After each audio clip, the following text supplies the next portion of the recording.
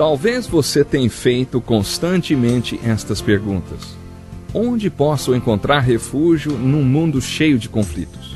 Ou, como e onde posso encontrar força para vencer nesse mundo que oferece tantas derrotas?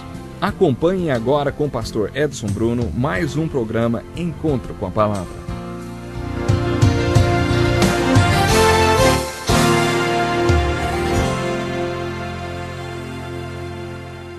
Muito bem-vindo ao estudo da inspirada e santa Palavra de Deus, escrita para você e para mim. Em nosso último encontro com a Palavra, eu tentei introduzir um dos conceitos mais importantes da Bíblia. Se você estiver decidido a levar a sério o estudo do Velho e do Novo Testamento, uma coisa que você tem que fazer é entender o conceito do reino de Deus. Acho que Deus considera esse assunto bem importante, porque só no Velho Testamento há 6 livros que abordam somente esse tema, o reino de Deus. Os estudiosos se referem aos 2 livros de Samuel, aos 2 de Reis e aos 2 de Crônicas como a literatura do reino do Velho Testamento. Durante a leitura dos livros históricos do reino, observe a ênfase dada a este conceito importante do reino de Deus. Para que você entenda melhor esse conceito do Novo Testamento, você precisa compreender qual a sua importância no Velho Testamento. No Velho Testamento, o reino de Deus significa simplesmente que Deus é o rei e que ele tem um reino.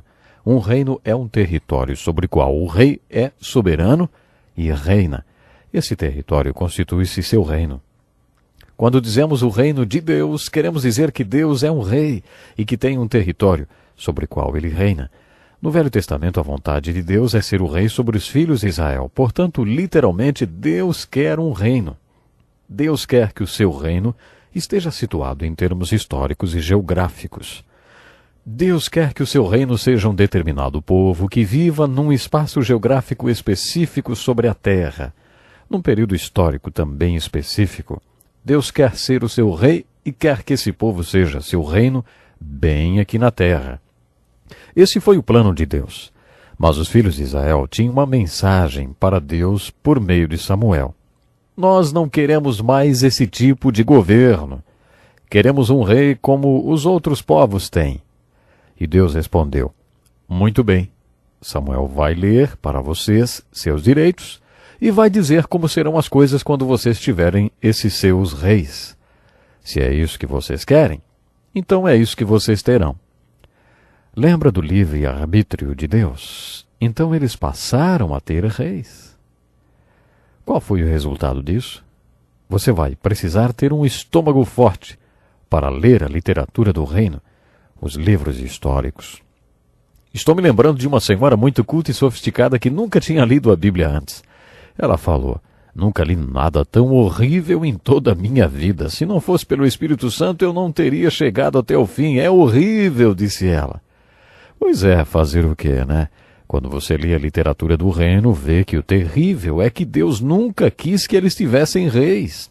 Deus não foi responsável por tudo que você leu ali, ou por tudo que você lê ali. Os reis é que foram os responsáveis porque a maioria deles era corrompida. O povo também era responsável porque foram eles que quiseram aqueles reis. Nunca se esqueça disso quando estiver lendo a literatura do reino. Por que é tão importante ler os livros histórico-literários do reino? Ora, porque eles nos ajudam a entender o conceito do reino de Deus quando lemos o Novo Testamento. Depois que aqueles reis trouxeram a divisão do reino e os cativeiros, temos o que é chamado de os 400 anos de silêncio. Não aconteceu nada nesse período. Deus não falou nada desde o fim da história dos hebreus no final do livro de Neemias até o período do Novo Testamento. 400 anos de completo silêncio. Quando Deus quebra esse silêncio de 400 anos, os filhos de Israel estavam dominados novamente, dessa vez pelos romanos. Estavam sob um domínio terrível. O silêncio foi quebrado quando João Batista e Jesus Cristo Messias começaram a pregar. O que eles pregavam? Eles pregavam as boas novas do reino de Deus. O que eles pregavam? Era somente as boas novas do reino de Deus. O que isso significa? Se você atentar à pregação deles, verá que eles pregavam o tempo todo sobre o reino de Deus. No capítulo 17 do livro de Lucas, Jesus afirma: Quando eu anuncio as boas novas do reino de Deus, não quero sugerir que Deus queira instaurar um reino em termos históricos e geográficos.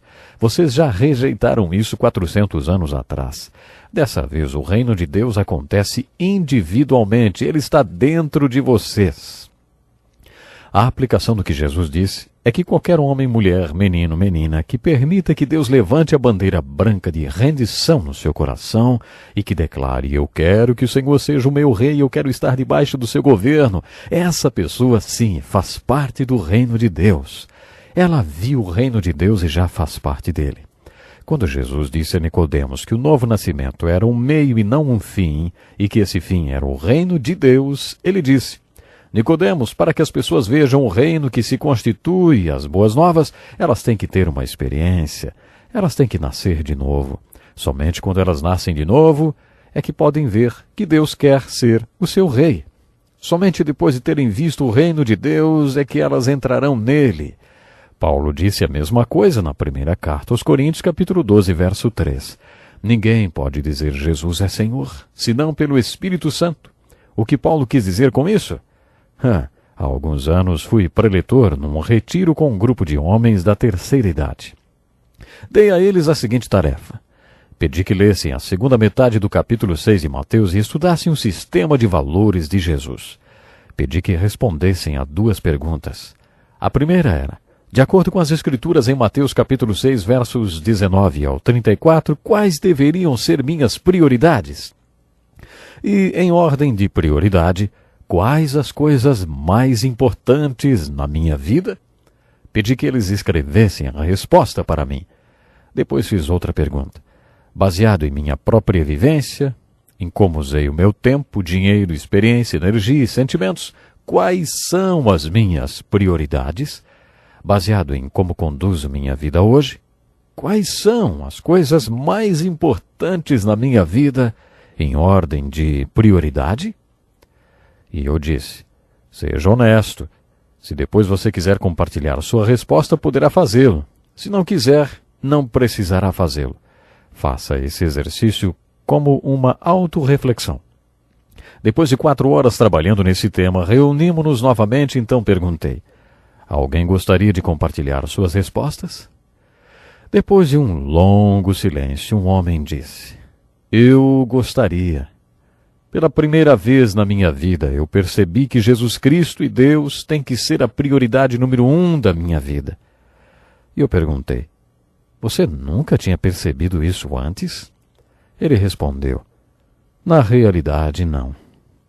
Eu estava pastoreando aquela igreja havia 10 anos e não conseguia entender como aquele homem não tinha visto isso antes. Quando ele finalmente percebeu por si mesmo, aprendeu a importante lição. Então eu disse: e a segunda pergunta? Baseado em como você usa o seu tempo, dinheiro e energia, quais são as suas prioridades? Jesus disse que se quisermos saber onde está o nosso coração, devemos nos perguntar onde estão nossos tesouros. O que quer dizer? Analise seus balanços financeiros dos 2 últimos anos, pegue as suas antigas agendas e veja como você usou seu tempo nos 2 últimos anos. É assim que descobrirá onde está o seu coração. Eu tinha enfatizado isso na minha pregação. Aquele mesmo homem respondeu: as coisas mais importantes na minha vida são minha esposa, meu filho e a estabilidade financeira. Ele listou mais 6 outras coisas e depois disse: eu gostaria de saber onde Jesus se encaixa em tudo isso. Depois que vários deles compartilharam coisas semelhantes, eu disse: quero compartilhar uma coisa com vocês. Jesus disse que se você nasceu de novo, você pode ver algo importante. Você pode ver algo e entrar em um lugar. Ele disse que se você nascer de novo, verá o reino de Deus e que Deus quer ser o seu rei. Quando você nascer de novo, terá uma relação na qual Deus é o seu rei. Muitos de vocês disseram que nunca tinham percebido e agora admitem que nunca tiveram esse tipo de relação. Eu pergunto: vocês já nasceram de novo? Se Jesus disse essa verdade sobre esse tipo de relacionamento, será que você pode dizer que nasceu de novo? Em outras palavras, o propósito do novo nascimento é que você veja e entre no reino de Deus. Se você disser que não vê e que ainda não entrou no reino de Deus, você está dizendo que ainda não nasceu de novo. Paulo diz que não podemos dizer Jesus é Senhor senão pelo Espírito Santo. O que ele quis dizer? Muitas pessoas chamam Jesus de Senhor, mas nunca ouviram falar sobre o conceito de senhorio. Elas confiam nele como Salvador, mas nunca pensam em perguntar: o que o Senhor quer que eu faça? O Senhor gostaria de ser o meu rei? Jesus disse que o primeiro resultado do novo nascimento é você perceber que Deus quer ser o seu rei. De acordo com Jesus, você iniciará um novo relacionamento. Pode ser que você tenha certa dificuldade de se sujeitar totalmente ao seu reinado, mas pelo menos estará numa relação onde Deus é o rei. Jesus começou pregando as boas novas do reino de Deus. A última vez que Jesus está pregando, explicando e ensinando sobre o reino de Deus, e a última mensagem que temos do apóstolo Paulo, ele está fazendo a mesma coisa, compartilhando ensinamentos referentes ao reino de Deus. Eu tenho que falar mais uma vez, o conceito do reino de Deus é uma questão muito importante. Nossas orações devem iniciar com venha ao teu reino. Quando estabelecemos nossas prioridades, o reino de Deus deve ser a prioridade número 1. Se você comparar suas prioridades com a figura de um alvo, um centro e vários círculos em volta, sabe, o centro de suas prioridades deve ser o reino de Deus. Quando você ler 1 Samuel, descobrirá o que significa o reino de Deus. Deus quer ser o seu rei. Podemos fazer tudo do nosso modo, mas aí teremos que comer o banquete das consequências das nossas escolhas.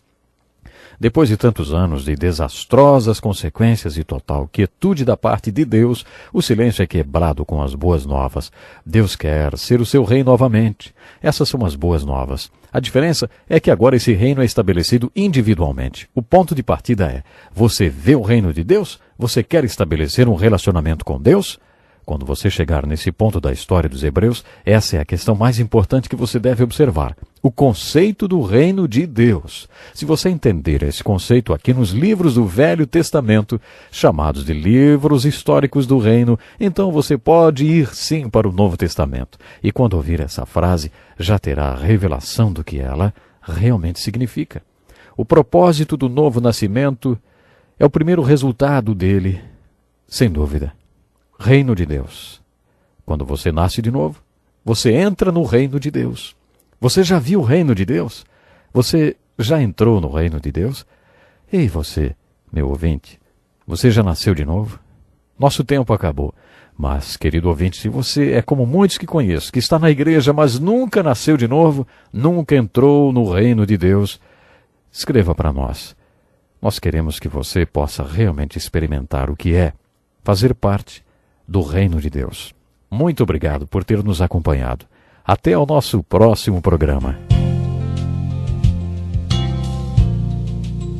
Que lição importantíssima.